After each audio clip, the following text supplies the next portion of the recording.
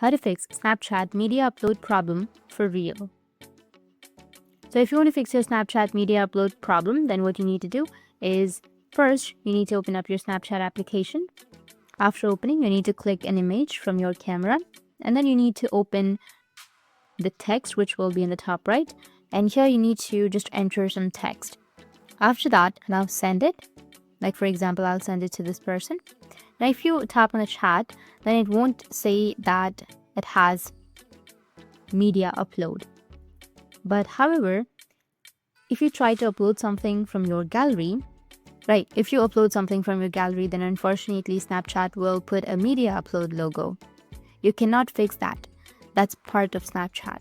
Snapchat basically wants you to upload or send pictures like this by using a real Snapchat camera. And that's what Snapchat is for. If you don't upload like this, then unfortunately the media upload logo will be there. So that's it, and if you have any questions, feel free to comment below. Thanks for watching.